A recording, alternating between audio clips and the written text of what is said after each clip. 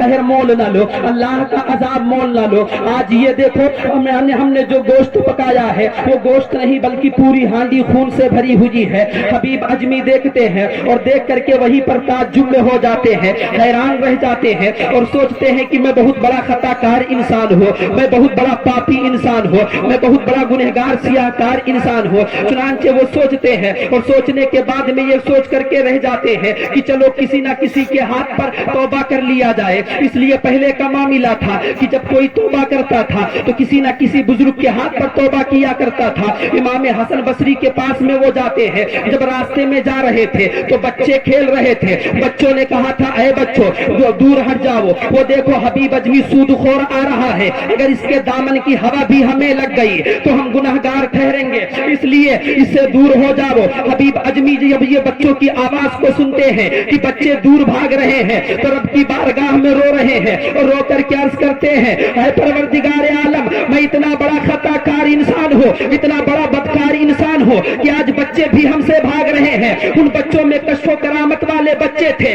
जो समझ रहे थे कि हबीब अजमी सूदखोर है, इसके दामन की हवा हमें ना लगे, इसके दामन की हवा हमें ना लगे। चुनांचे वो बच्चे दूर भाग रहे हैं। हबीब अजमी जाते हैं इमाम हसन बसरी की बारगाह में, जाने के बाद में सच्चे दिल से इमाम हसन बसरी की बारगाह में तौबा करते हैं और तौबा करने के बाद में जब लौट रहे हैं तो वही बच्चे जो खेल रहे थे उन्हें बच्चों में से कहा कि ए बच्चों अब खेलना बंद कर दो और सही तरीके से तहजीब में खड़े हो जाओ, इसलिए कि वो देखो हबीब अजमी आ रहे हैं जिन्होंने अपने गुनाहों से तौबा कर लिया है। अगर हम लोगों ने खेला और जाकर के उन्हीं के ऊपर कोई धूल या गर्द पड़ी तो हम बच्चे गुनाहगार ठहरेंगे, हम गुनाहगार हो जाएंगे, इसलिए कि ये अल्लाह का एक वली आ रहा है, इसने अपने गुनाहों से तौबा कर लिया है। खुदा की कसम जिन लोगों ने गुनाहों से तौबा किया है वो कोई सैयद ताइफा बन करके चमका है। फुज़ैल बिन अयाज की जिंदगी को ले लो, हजरत फुज़ैल बिन अयाज ने चोरी का मामला किया था, लेकिन जब ये विलायत के दरबार में आए और सच्चे दिल से ये तौबा किए हैं कि एक अल्लाह के बहुत बड़े वली बन करके गुजरे हैं,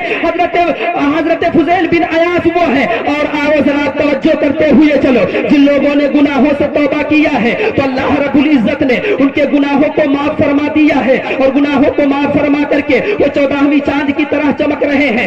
आप आओ जरा देखते हुए चलो, नबी की अंजुमन को याद करो। आकाए करीम सल्लल्लाहु अलैहि वसल्लम की बारगाह में एक अंजुमन लगी हुई है, सहाबाए किराम हाजिर हैं, तब तक के एक शख्स रोते हुए आते हैं, या रसूल अल्लाह मैंने अपने आप को बर्बाद कर लिया है। आकाए करीम फरमाते हैं तुम्हें हुआ क्या है? वो अर्ज करते हैं या रसूल अल्लाह मैं बहुत बड़ा कफन चोर हूँ, मेरा काम यह है कि मैं कफन चुराया करता हूँ। अगले जमाने में लोग कफन को चुरा लिया करते थे और उससे बड़ी कीमत हासिल किया कर लेते थे। वो शख्स कहता है या रसूल अल्लाह मैं कफन चोर हूँ, मैं कफन की चोरी करता हूँ। जब किसी शख्स का इंतकाल हो जाता है, नई नई कब्र होती है, मिट्टी हटाने में आसान होती है, जाकर के मैं उनके जिस्म से कपड़ों को उठा लेता हूँ, मैं उनके जिस्म से कफन को लेकर के चला आता हूँ या रसूल अल्लाह, लेकिन आज जो मुझसे खता हुई है, जो मुझसे गुनाह हुआ है वो मैं कह नहीं सकता हूँ। अल्लाह के हबीब फरमाते हैं तुम्हें हुआ क्या है, इस तरह से तुम क्यों बोल रहे हो? अल्लाह के रसूल ने जब इस तरह से कहा तो वो शख्स कहते हैं या रसूल अल्लाह मेरे महल्ले में अंसार खानदान से एक लड़की का इंतकाल हुआ था, अल्लाह के रसूल, दिन के उजाले में लोग उनको दफन करके आए थे, लेकिन जब रात का सन्नाटा आया, जब रात की तारीकी आई तो उस रात की तारीकी में मैंने अपने फाड़वे को लिया, अपने औजार को लिया और जाकर के उस बच्ची की कब्र पर पहुंच जाता हूँ। उस बच्ची की कब्र को मैंने खोदा, खोदने के बाद में या रसूल अल्लाह मैंने उसको जिस्म से कफन को तान लिया, खींच लिया। कफन को खींचने के बाद में या रसूल अल्लाह सल्लल्लाहु अलैहि वसल्लम ये कह करके वो शख्स और रो रहे हैं। मेरे नबी फरमाते हैं आगे बताओ क्या हुआ है? अब उनकी ज़बानें खामोश है, उनके आंखों से सिर्फ आंसू गिर रहे हैं। आप जरा तवज्जो करो कि आपने न जाने कौन कौन से गुनाह किए हुए हैं, लेकिन कभी अपने दिल पे हाथ रखने के बाद में ये सोचा है कि कल क़यामत के मैदान में रब ताला के सामने जब पेशी होगी तो क्या मुंह दिखाओगे? उस शख्स को याद करो। नबी के बारगाह में तमाम सहाबी हाजिर हैं, वो अर्ज करते हैं या रसूल अल्लाह मैंने कफन को उसके जिस्म से तान लिया, खींच लिया। खींचने के बाद में यही कह करके वो खामोश हो जाते हैं। अल्लाह के रसूल फरमाते हैं आगे बताओ क्या हुआ है? वो शख्स अर्ज करते हैं या रसूल अल्लाह میں نے کفن کو کھینچ لیا. کھینچنے کے بعد میں مجھے شیطان نے وسوسہ ڈالا, مجھے شیطان نے بہکا دیا, اور اس بچی کے ساتھ میں وہ حسین و جمیل لڑکی تھی. یا رسول اللہ میں نے اس کے ساتھ میں اپنے منہ کو کالا کر لیا. میں قبر میں اترا, اور اترنے کے بعد میں یا رسول اللہ میں نے اس سے زنا کر لیا, میں نے اپنے منہ کو اس سے کالا کر لیا. اللہ کے رسول فرماتے ہیں اے صحابہ اس کو میری بارگاہ سے دور کرو. اللہ اپنے نبوت والے چہرے کو دوسری طرف پھیر لیا. اب وہ شخص رو رہا ہے یا رسول اللہ اگر معافی کا پروانہ یہاں نہیں ملے گا تو کہاں سے ملے گا؟ اگر معافی کا پروانہ یہاں نہیں ملے گا تو کہاں سے دیا جائے گا؟ اے اللہ کے رسول, چونکہ وہ امام احمد رضا خان کی زبان میں کہتے جا رہے تھے کہ گرچہ ہے بے حد جرم و خطا تم پہ کارو روڈ درود. اعلیٰ حضرت کی زبان میں کہہ رہے تھے یا رسول اللہ اگر اس چوکھٹ سے بھگا دیا جائے گا تو معافی کا پروانہ کہاں سے ملے گا؟ اب وہ روتے ہوئے چلے جا رہے ہیں. راوی لکھ رہے ہیں ایک دن کا عرصہ گزر گیا, 2 دن کا عرصہ گزر گیا, 3 دن کا عرصہ گزر گیا, یہاں تک کہ 40 دن کا عرصہ گزر گیا, لیکن وہ شخص در نبی کو نہیں چھوڑ رہا ہے. آقا کی بارگاہ میں حاضر ہے, یا رسول اللہ ہمیں معافی کا پروانہ دے دیا جائے, ہمیں معافی کی خوشخبری سنا دی جائے.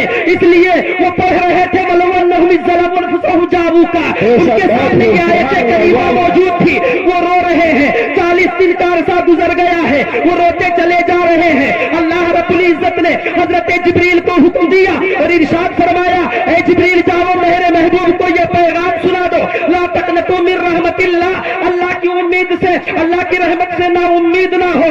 اللہ رب العزت بخشنے والا ہے. عزیزان ملت اسلامیہ, حضرت جبریل آتے ہیں, آقا کریم صلی اللہ علیہ وسلم کو یہ خوشخبری دیتے ہیں کہ رب تعالیٰ معاف فرمانے والا ہے. تو میرے آقا صلی اللہ علیہ وسلم نے اس شخص کو بلایا, اور بلانے کے بعد میں فرمایا آجا تو میرے قریب آجا, اللہ رب العزت نے تیرے گناہوں کو معاف فرما دیا ہے, تیرے دعاؤں کو قبول کر لیا ہے. تکبیر, نعرے تکبیر, نعرے رسالت, نعرے رسالت, مسلک اعلی حضرت, مسلک اعلی حضرت قاری شہزاد صاحب قبلہ, نعرے تکبیر, نعرے رسالت. بہت خوب, سبحان اللہ, واہ ماشاءاللہ. آ جاؤ, قریب آ جاؤ.